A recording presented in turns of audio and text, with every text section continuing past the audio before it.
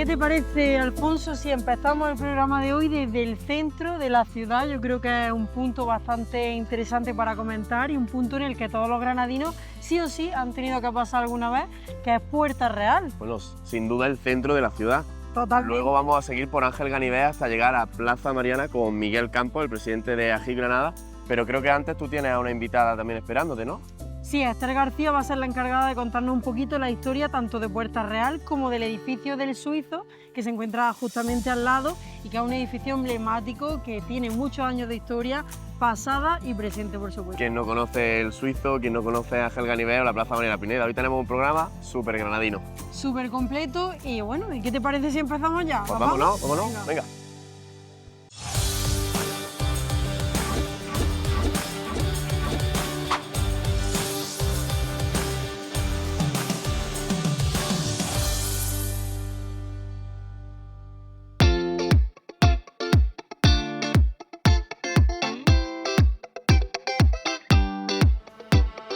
Muy buena, Esther García. Hola, ¿Qué tal? Laura?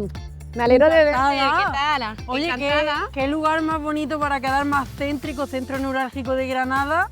Y además Exactamente. representa bastante bien el pasado y el presente, ¿verdad? Así es, Laura, nos encontramos realmente en una zona de Granada que representa como diferentes capas de historia, porque pensamos que Granada es una ciudad que ha heredado un mundo nazarí, una transformación tras la conquista de Granada y se ha sobre todo redefinido en época moderna. Es una ciudad que a pesar de su evolución ha mantenido su identidad y se podría decir que uno de los sitios de Granada que mejor refleja esa transformación es la Puerta Real de Granada, que nació siendo una puerta de la muralla nazarí, una puerta de acceso a la ciudad, que era como una límite entre lo que era la ciudad y la vega. Era una puerta que permitía también el acceso al mercado más importante del Reino de Granada, que es nuestra alcaicería. Por tanto, permitía el paso de visitantes, de mercaderes. Era como un centro administrativo y además también un punto comercial muy importante.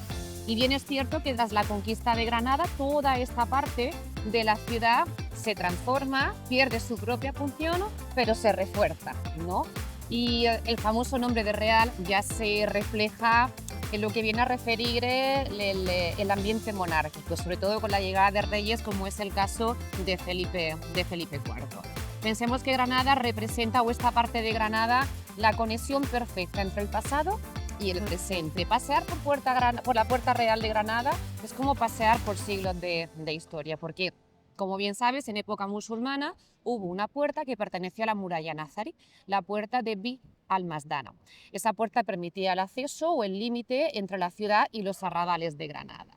Y ya en época cristiana se modificó toda esta parte de Granada, la puerta con el tiempo comenzó a deteriorarse y en su lugar se levantó. El gobierno ordenó la demolición de esta puerta, pero en su lugar se levantó una puerta distinta, con un aspecto más renacentista, con un estilo de piedra también almohadillado, y era conocido como la Puerta del Rastro.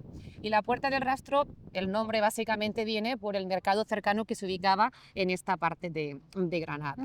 La puerta comienza a desaparecer, sí que es verdad.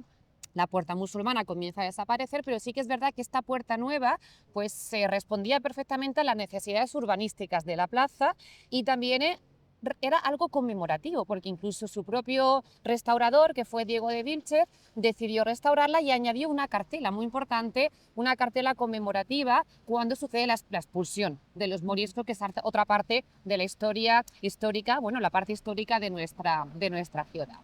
Y el famoso nombre de Puerta Real ya se une más a la llegada de Felipe IV.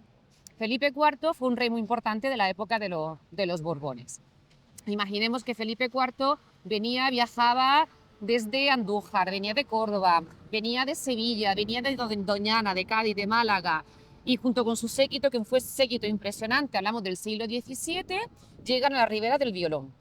Y junto con su séquito deciden atravesar el puente romano del Genil, y toda la ciudadanía esperaba la llegada del rey en las alamedas de la Carrera. Claro, pensemos que Granada no había recibido la visita de algún rey desde la época de los reyes católicos o incluso Felipe II, ¿no?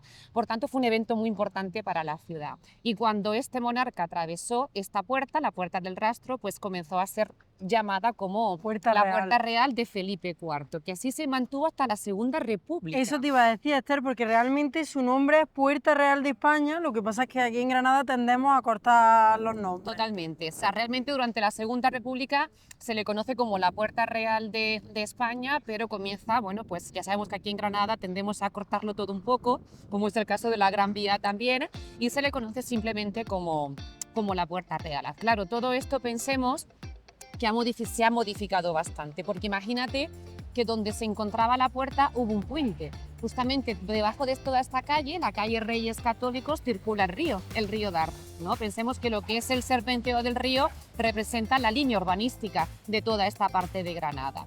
El río Darro se cerró, se cubre, ¿no?, con esta calle, la calle Reyes Católicos. Pensemos que aquí había un puente, que era el famoso Puente de Paja. Y la idea del puente era pues separar las dos orillas del río. Por un lado se mantenía el famoso Teatro Coliseo y hacia el otro lado la Alhóndiga de Zaida. También todo esto pensemos que desaparece porque terremotos, transformaciones urbanísticas del siglo XIX y lo que es el puente, lo que es la muralla, los edificios desaparecen. Piensa que todo lo que nos encontramos ahora aquí se podría decir que son edificios del siglo XIX. Pero ojo, que Granada es una ciudad que no tiene nada más que enorgullecerse de todo lo que realmente ha tenido, lo que ha vivido, la historia, ese bagaje histórico que presenta la ciudad. Y además, todo esto es muy importante porque todas las calles que tenemos aquí, estos nombres es lo que nos permite conocer esta historia de Puerta Real. Me imagino que a partir del siglo XIX, como nos comentas, ya sí se empezaron a ubicar en esta zona algunos de los edificios más importantes al ser el centro de la ciudad.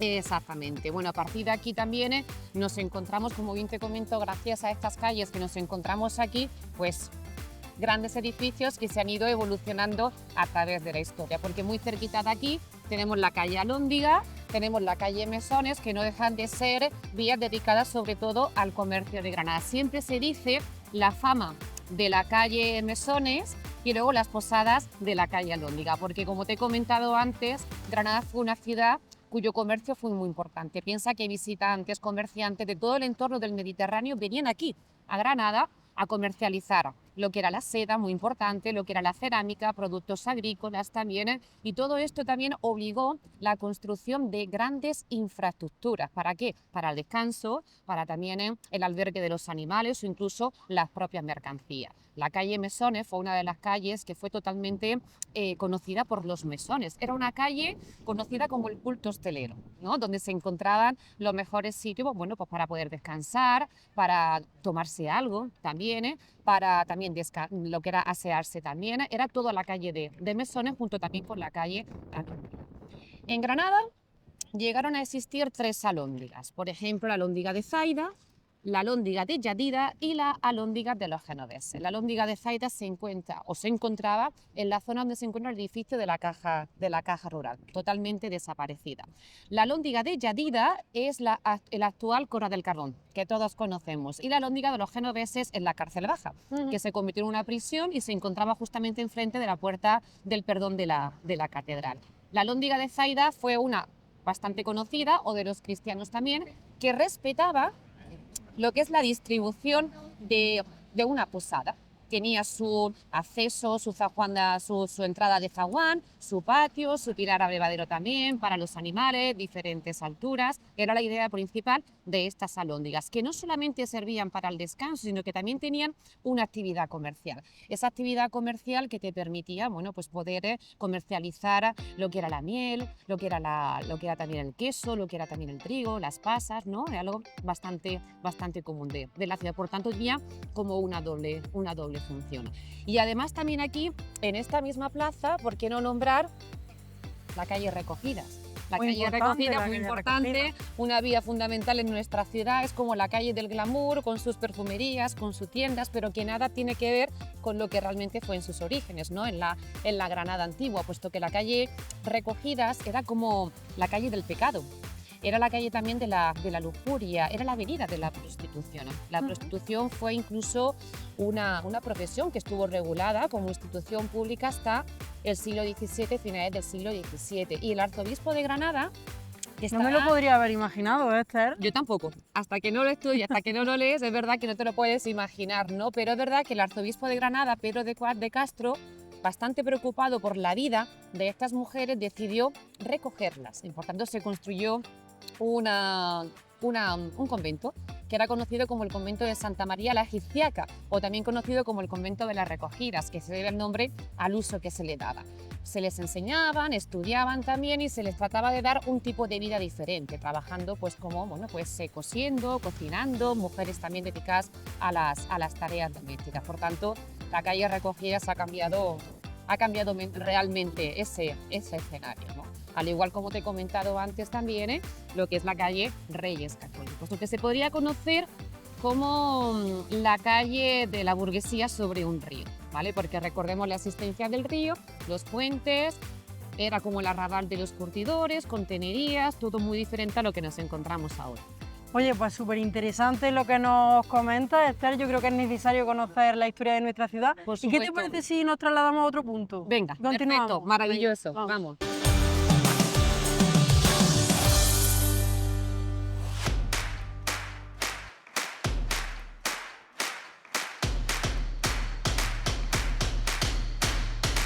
Paseando por Granada y viniendo desde Puerta Real nos encontramos en una de las calles que es sin duda epicentro de la ciudad, donde con el presidente de la Asociación de Guías e Intérpretes del Patrimonio de Granada vamos a conocer la historia de la calle más emblemática de nuestra ciudad, con Miguel Campos. Miguel, ¿Qué tal? Chao, de verte. Igualmente, ¿cómo estamos? ¿Dónde nos encontramos?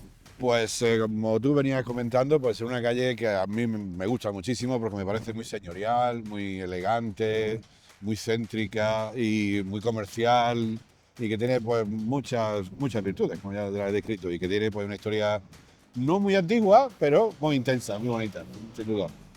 Porque para hablar de la calle Ganivet habría que hablar de varias cosas. Principalmente de Ángel Ganivet, ¿no? Precisamente, sí, de Ángel, pero fíjate, Ángel Ganivet lo podemos dejar para el final incluso, ¿Ah, sí? ¿no? Sí, sí, Lo sí. vamos a dejar. Habría que hablar antes de una zona de Granada que era muy deprimida, muy problemática, muy sórdida, que era el famoso barrio de la Manigua, que estaba, digamos, a todo este lado de nuestra izquierda, ¿no? De calle San Matías, calle Hacia el Nava, ayuntamiento, ¿no? hacia la espalda del ayuntamiento, ¿no? Barrio de la Manigua, que se produjo, pues, bueno, habría que remontarse al siglo XVIII, cuando ahí estaba la muralla, el castillo Viva-Taubín, y era una zona que ya desde entonces era una zona, digamos, Complicada, ¿no? conflictiva. De Porque gente. para la gente que no lo conozca, porque muchos conoceremos el nombre de Manigua o de la Manigua, ¿qué era el barrio de la Manigua o quién era la Manigua? Ahí está el quid de la cuestión. Allá por 1897, o sea, a finales del siglo, pues llegó a Granada una señora que se llamaba Gracia Figueras Pérez, cubana ella. Y bueno, pues se estableció allá, en esa zona, y abrió una especie de, bueno, de restaurante, casa de comida, sitio de taberna, de copas, donde todo era muy cubano. Arroz a la cubana, huevo a la cubana, tortilla a la cubana, todo era Todo lo cubano posible. y la mujer pues, era muy activa, era muy dicharachera, buenos clientelas, en fin. Pero se quejaba mucho de que el barrio era sórdido, que como hemos dicho, que era sucio, era un dédalo de calle muy oscuro, había gente un poco regular. Y decía, esto parece la manigua de mi pueblo. Una palabra cubana, una manigua es una especie de pantano, un lodazal donde hay mucha hierba, está todo muy liado. Y en general una manigua es un lío, un follón, un jaleo, ¿no? Entonces estaba muy mal todo. Entonces ella, hasta tal punto era la cosa que a su acercamiento dijo, le voy a poner Manigua a la cubana, que así se llamaba. Y hay alguna fotografía de ella a la puerta de ese sitio. Claro, lo que pasa es que eso de las comidas y demás Se fue cambiando un poco, ¿no? cambiando un poco a otro tipo de servicio. Exactamente. Y entonces, pues, efectivamente, desde antaño ya era así, pues ella lo incitó más todavía y era un barrio de prostitución de Granada. Que venían, pues bueno, no qué sé, gente casada, solteras, soldados, gente de la Vega, en fin, el que quería juerga, el que quería jaleo, guitarreo, flamenqueo y vino y esas cosas, decir, me voy a la Manigua. Se decía la Manigua, Barrio de la Manigua, ¿no? es decir, que me voy de juerga, me voy A pasarlo bien. a pasarlo bien, de picos pardos, como se suele decir. Entonces ese era el barrio. Claro que la cosa estaba mal, porque había mucha inseguridad, porque había mucha insalubridad, porque Delincuencia. había delincuencia y había pues enfermedades, porque bueno, el hecho de ejercer la prostitución en aquellos tiempos tampoco higiénico de esa manera, pues la verdad era Era muy complicado. salubre todo. Exactamente, hubo una plaga de tifus y entonces pues algunos locales se cerraron, se clausuraron porque era peligroso para la ciudad, porque estamos hablando de que estamos en el centro de la ciudad. Claro, ¿no? El ayuntamiento ya en esa época claro, estaba ahí, establecido exactamente. ahí. Entonces, la verdad es que no era bueno. Entonces, hubo varios, como 3 o 4, hasta 5 alcaldes de Granada que intentaron, digamos, meterle mano a ese asunto y y solucionarlo. Lo que pasa es que en esa época de la que estamos hablando, 1900 y en adelante, no sé por qué, pero en Granada no duraban los alcaldes. Duraban un mes, o duraban un año, o no duraban legislaturas enteras. Con lo cual sí, empezaba el proyecto, pero después el proyecto se moría por cuestiones políticas, cuestiones económicas, etc. Así que tuvo que llegar un señor, un alcalde de Granada, al que yo le tengo una admiración absoluta y total, que yo creo que merecería un monumento en esa ciudad, que es don Antonio Gallego Gurín, el barón de San Calixto, ¿eh?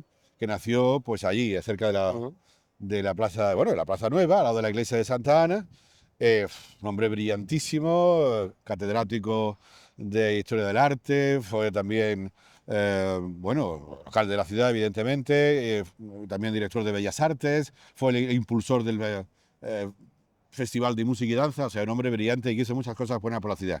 Y al llegar a la alcaldía, él dijo, no, Esto lo hago sí o sí. esto se hace porque son proyectos de mis antecesores y porque es una auténtica necesidad, ya no puede ser más. Entonces, fue muy bonito porque él se puso su mejor traje, se acompañó del arzobispo y de un clérigo y se hizo una foto dando la primera piquetada a la primera casa, que era un antiguo hospital que también estaba convertido en burdel, como símbolo de que estaba decidido a hacer eso. Fue en 1939 y en el año 40 ordenó el desalojo completo obligatorio de todas esas casas por ruina y por enfermedades y por mal estado de las cosas. Entonces, bueno, como consecuencia de todo eso, la calle Ganivet es la consecuencia feliz de esa El resultado de transformación. esa remodelación. Es el emblema más importante de esa remodelación, porque ahí hizo otras cosas. La plaza donde está el monumento de Isidoro Máiquez, la plaza del Padre Suárez, todo eso también lo hizo él, pero digamos el símbolo de esa remodelación importante de Antonio Gallego Gurín es la calle Ganivet, que desde entonces, como yo suelo decir a los visitantes cuando trabajamos con ellos, pues es como decíamos al principio, una calle elegante, una calle señorial, muy moderna y llena de buenos establecimientos. Por supuesto, uno de los hoteles más señeros de la ciudad es aquí y efectivamente tú también sabes mucho de eso, pues restaurantes y sitios donde degustar la gastronomía de Granada, pues es importante. Hay una cosa que me sorprende, yo creo que a la mayoría de gente, sobre todo en esta parte en la que estamos, y nos vamos a detener un poco más aquí, porque yo creo que hay varias cosas que podemos ver, que son sobre todo estos rosetones que tenemos en la fachada de algunas de las casas que aquí son de soportales. Sí. No sé si tienen alguna especificación, son puramente decorativos, porque los vemos en un lado, en otro no. Son decorativos y alusivos para la industria, la agricultura, a la modernidad, al progreso, porque es al fin y al cabo lo que quiere simbolizar esta calle, que la ciudad se modernizaba, que la ciudad iba hacia adelante, que era una ciudad limpia, higiénica, ordenada, civilizada, más que miraba al futuro también. El futuro, una gran capital, ¿no? Intentando dejar de ser o de tener ese aspecto quizá provinciano que durante mucho tiempo tuvo Granada. Así que bueno, habla de la agricultura, de la industria, de las artes, etcétera, ¿no? Y bueno, un detalle es que no es tradicional eso de calle con soportales. Las calles con soportales son más típicas de Castilla o del norte de España, ¿no? Pues son calles para reguarecerse del frío, de la lluvia, del viento, como tenemos hoy. Pero bueno, las plazas mayores, de algunas ciudades. Efectivamente, eso es más típico, no es muy andaluz, pero la verdad que le da un toque absolutamente señorial y realmente bonito. Nos encontramos aquí, además, justo, claro, a lo mejor en los granadinos no nos paramos tanto a ver calles por las que estamos tan acostumbrados a pasar o a detenernos en fijarnos en detalles, pero yo, por ejemplo, aquí mientras miraba, me estaba encontrando la estatua que tenemos justo aquí a nuestra derecha, en este soportal de Ángel Ganivet. ¿A quién tenemos ahí? Pues a nuestra reina favorita, doña Isabel de Castilla, que está ahí en el torreón del Teatro Isabel la Católica y que, bueno, pues mucha gente cuando la ve dice, hombre, está desubicada la pobre, ¿no? Porque la fachada del teatro está mirando de frente y ella está mirando hacia el sitio, pero efectivamente se hizo de exprofeso de esa manera porque parece que simbólicamente está mirando a ese continente que ella colaboró y no poco en su descubrimiento como es América. Así que se supone que si uno quiere saber dónde cae América desde aquí, pues es hacia donde mira la reina diagonal. católica. Es súper curioso porque sí es verdad que muchas veces la vemos y no sabemos realmente esa posición, esa postura que tiene, Pues a qué se trata. es simbólico, no fue accidental, tiene, como tantas cosas en esta vida, tiene su simbología. Todo está hecho por algo. Efectivamente. Entonces, seguimos en Ángel Ganivet recorriéndola, hemos hablado del barrio de La Manigua, de la transformación de Gallego Burín, ese alcalde tan importante para la prosperidad de nuestra ciudad. ¿Y qué más podemos hablar de nuestra calle? Dijimos que íbamos a dejar lo de Ángel Ganivet para el final. La verdad que Ángel Ganivet, él sí tiene un monumento, la Alhambra, que es una preciosidad. Yo cada vez que paso por allá me encanta verlo porque además... Con los jardines, ¿no? En el bosque de la Alhambra, subiendo por el bosque de la Alhambra hacia arriba, a la derecha hay un precioso monumento y que representa muy bien simbólicamente pues esa lucha interna tan terrible que tenía la personalidad de Ángel Ganivet, con ese hombre que está agarrando como un carnero, con los cuernos. Porque Ángel Ganivet es otro personaje absolutamente brillantísimo de la ciudad, que yo creo, hombre, tiene fama y se les conoce y tal, pero debería tener todavía más preponderancia, porque no fue un hombre muy brillante. Era hijo de unos pobres molineros de aquí de Granada, una familia tremendamente humilde, pero como estudiante fue un crack, como se dice ahora, porque hizo 2 carreras en 2 años, filosofía y letras y derecho, con notas sobresalientes todos los años, todas las asignaturas. Después optó para hacerse a las oposiciones para hacer el cuerpo de bibliotecarios y especialistas en museos y bibliotecas. Sacó primero en la plaza, el número 1, y después también sacó la número 1 en las oposiciones para el cuerpo de cónsules y embajadores de España. Así que después fue vicecónsul en Amberes, después cónsul en Finlandia y bueno, pues después en Riga, donde encontraría, o más bien, digamos, buscaría la muerte, porque la buscó él.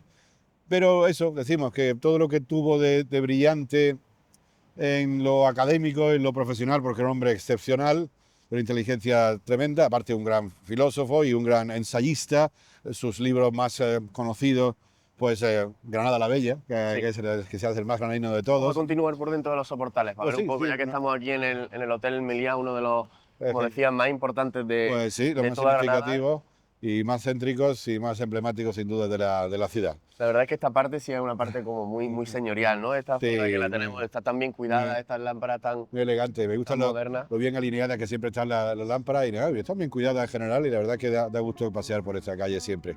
Seguimos hablando de Ángel Ganivet, de su importancia, ¿no? Porque al final era una persona que me comentabas que a lo mejor si se levantara ahora no estaría tan feliz de que le hubieran puesto nombre a este tipo a esta calle, ¿no? Efectivamente, él decía que Granada era la Florencia del sur de Europa, ¿no? Y él estaba muy orgulloso del pasado histórico de Granada y las modernidades como que le aterraban. Y efectivamente, como bien dice, no le hubiera gustado en absoluto que una remodelación tan moderna le hubieran puesto su nombre, porque le gustaba las cosas preferido algo más auténtico, ¿no? Efectivamente. Una calle en el Realejo o en el Albaicín hubiera preferido seguramente. Seguramente sí.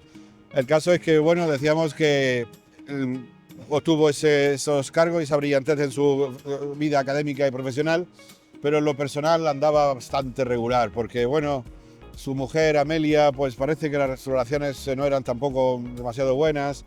Tuvo un niño y una niña, y la niña se murió, y andaba atormentado con sus relaciones personales y andaba atormentado sobre todo con el momento histórico de España en el que se pierden las colonias. El imperio español se viene abajo y todo ese, como en su libro decía, Idearium español, donde hablaba de cómo somos los españoles, una mezcla de razas, de culturas, de religiones, de formas de ser. Pues bueno, todo ese bonito proyecto del imperio, digamos, la grandeza de España, se acababa del todo de una forma triste y trágica y deplorable. Así que engendró una especie de angustia vital interior, bueno, que hoy sabemos la medicina, la psicología, sabe mucho de eso, insoportable, que le hacía la vida insoportable. Y bueno, pues desgraciadamente él estaba allí en la ciudad de Riga, en Letonia, y bueno, hay un río que se llama el río Duina, que él tenía que cruzar todos los días en un vapor para irse de su casa al trabajo, y aquel día, pues esa angustia vital interior, esa desesperación por la situación personal tan negativa que él sentía, pues le hizo arrojarse al río. Ese fue el final. Lo salvaron. Lo salvaron. Lo sacaron a la superficie de nuevo y lo estaban atendiendo en la cubierta del barco, y en un descuido de los que le atendieron se volvió a lanzar. y ya la corriente le llevó y murió de una forma trágica. La verdad es que estaba absolutamente decidido y no tenía ganas de seguir viviendo. Y bueno, efectivamente, pues su entierro fue un acto multitudinario, un reconocimiento de la ciudad enorme. Yo suelo decir también que muchas veces los reconocimientos de las personas vienen más en la muerte Que en la vida. que en la vida. Pero bueno, la cosa es así y al poco tiempo efectivamente se levantó este monumento y bueno, Gallego Burín decidió poner ese nombre en los años 40 a esta calle y como digo, pues tiene una historia que no es muy antigua, no se remonta a los tiempos árabes ni mucho menos, es reciente, es contemporáneo, pero realmente es bonita. Y por supuesto ahora el tema, y tú también sabes que te gusta ese tema mucho, Claro que sí. desde que la Semana Santa, digamos, se decidió el año en que la Semana Santa de Granada se declaró fiesta de interés turístico internacional, pues se decidió, yo creo que con buen acierto, pasarla de la calle Navas, que tanto nos apetece, tanto nos gusta, a esta calle porque es más Vamos a amplia, resguardarnos aquí un poquito porque está lloviendo. el tiempo está como un poquito loco Un poco aquí loco, sí. en Granada, porque desde aquí vamos a hacer una primera toma de contacto con la Plaza Mariana Pineda, Ajá. que como decías es parte de esta ruta que hacen las hermandades de Semana Santa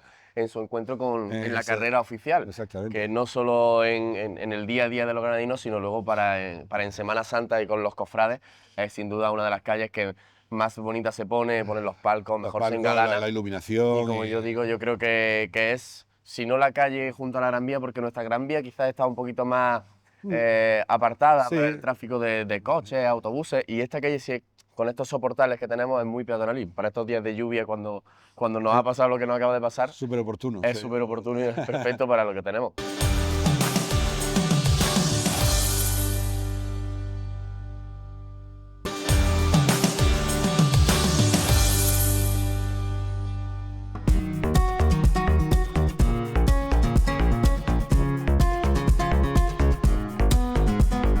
Bueno, Esther, yo creo que hemos quedado ahora en este punto, pero son muchos los granadinos y granadinas que suelen quedar en el suizo. Y yo me pregunto, ¿por qué ese nombre? Bueno, a ver, realmente toda esta parte de Granada se ha convertido en una de las zonas más importantes, ¿no?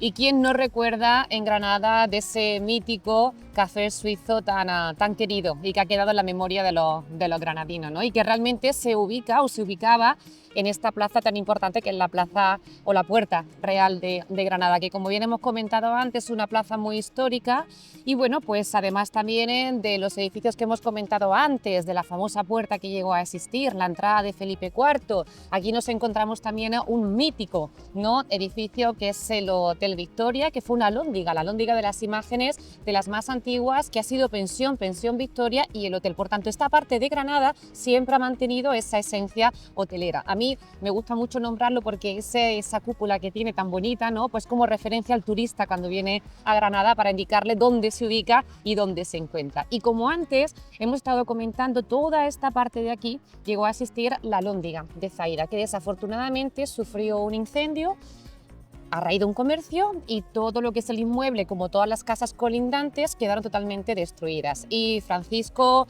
bueno, pues un arquitecto, Contreras, comenzó su restauración.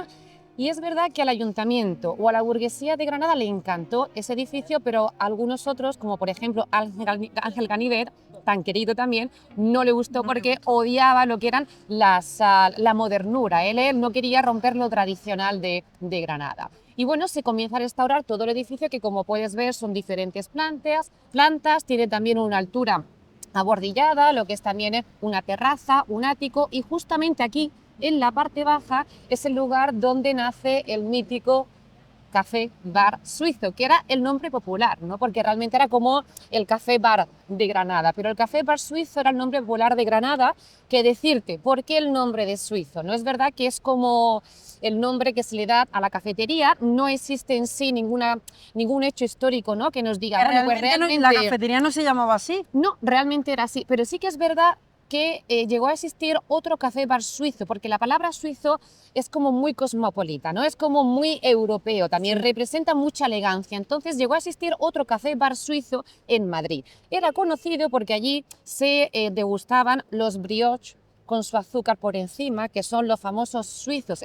Es decir, que el nombre del brioche del suizo viene de la cafetería le da el nombre a este brioche. Y yo creo que realmente en Granada la idea continuaba por esta misma línea, pero que es el popular café bar suizo, pero era el café bar de Granada, que más que un café era un lugar de tertulia. Claro, yo te quería comentar eso porque yo no lo pude conocer debido a mi edad, pero sí que tengo constancia de que las tapas de ensaladilla rusa eran especiales. Exactamente, realmente, a ver, yo también era muy jovencita, pero bueno, yo recuerdo haber venido aquí también con mis padres, muy pequeñita, con mis abuelos, y este café bar era muy conocido por los granadinos por sus tapas de ensaladilla rusa con patata y con gamba. Pero es que también en verano era bastante conocido el blanquinegro, o porque no también la leche rizada con canela, muy rica también en verano con las temperaturas que tenemos en Granada, ¿no? Y por qué no sus tradicionales croissants o el famoso brioche, que es el famoso suizo, que tenía un coste, recuerdo yo que me lo contaban mis abuelos, de unos 120 pesetas. Pero ojo, si querías tomarte en la terraza, suplemento de 25 pesetas. Y muy importante también, como te he comentado, era una cafetería, pero era mucho más que un café, porque era un lugar donde había encuentros literarios. Aquí no solamente se hablaba de la vida cotidiana, sino también de política, se hablaba de arte, de literatura, intelectuales, periodistas, se leía la prensa, incluso ciudadanos anónimos venían aquí para presentar proyectos. Imaginemos que este café ha sido testigo de proyectos, de ideas, de discusiones también. Tú imagínate que mientras que el café se iba enfriando, las palabras se iban calentando, ¿no?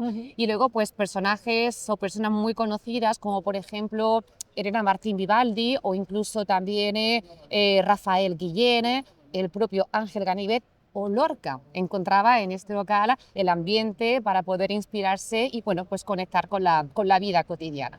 Oye, un lugar la verdad que es muy lleno de historia y a mí me llama la atención que pese a ahora existir un restaurante de comida rápida, sigue manteniendo esa arquitectura clásica de la que nos hablaba. Sí, la verdad es que sí, porque mira, tú piensas que la idea es que con el tiempo hay que adaptarse a lo moderno, ¿no? Y es un edificio o un tipo de bar que dejó de tener realmente la esencia que tenía. Entonces no iba adaptándose a lo moderno, que es una pena, porque a veces lo clásico también es muy importante y le da mucha elegancia a la ciudad, ¿no? Y es un edificio que ha pasado por muchas vicisitudes, pero que la idea fue declararlo bien de interés cultural, un BIC, para evitar su demolición, básicamente por la historia que tiene el edificio. Y la idea, bueno, pues fue nombrarlo pues, un BIC para intentar mantenerlo y disfrutar de lo que, bueno, pues de la estética o de las líneas que correspondían al antiguo café bar suizo.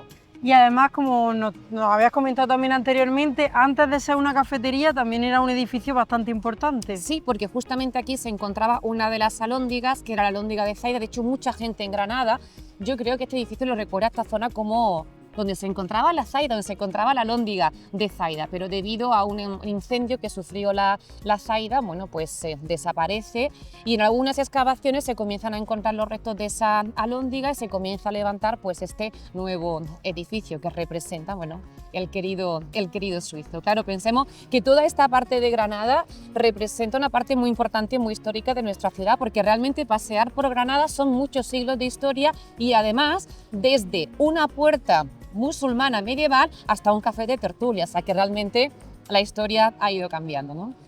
Oye, pues muchísimas gracias por contarnos todos estos datos y por que sepamos un poquito más de nuestra historia, que siempre es tan importante y siempre lo vamos a reivindicar. Por supuesto, aquí en PTV. aquí estaremos. Muchísimas Muchas gracias, Laura, por tu visita. Gracias, hasta luego.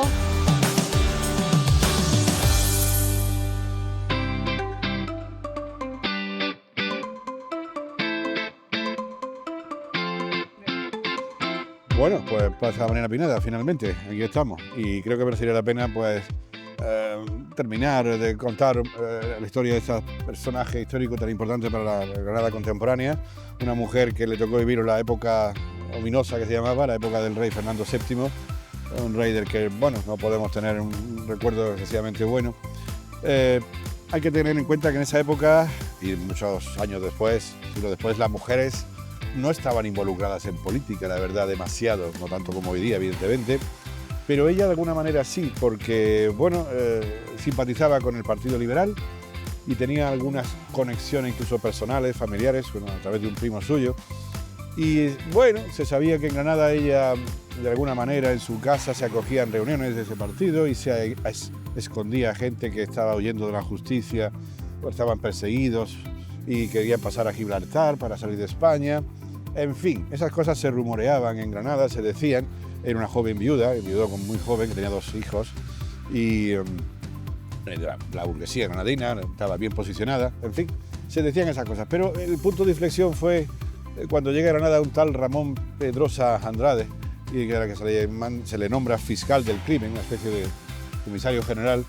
Y bueno, no está demostrado ni mucho menos, pero hay que dice también, sabe las habladurías cómo funcionan en Granada y como en cualquier sitio, que parece que el hombre le pidió matrimonio, le dijo de salir y tal, y parece que ella no quiso, no le interesó para nada, así que parece todo esto está envuelto un poco en misterio y cosas probadas y cosas de habladurías, ¿no?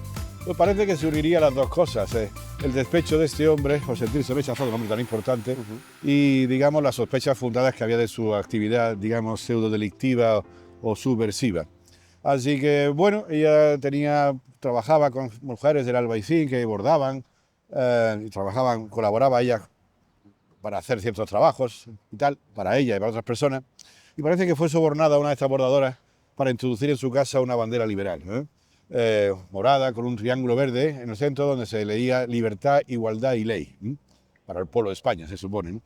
Así que, qué casualidad, al poco tiempo, pues este Ramón Pedrosa Andrade, tan malvado, pues ordenó una inspección en su casa y casualmente allí estaba ese trozo de tela, esa bandera, que era pues de alguna manera prueba inequívoca y suficiente para acusarla de traición.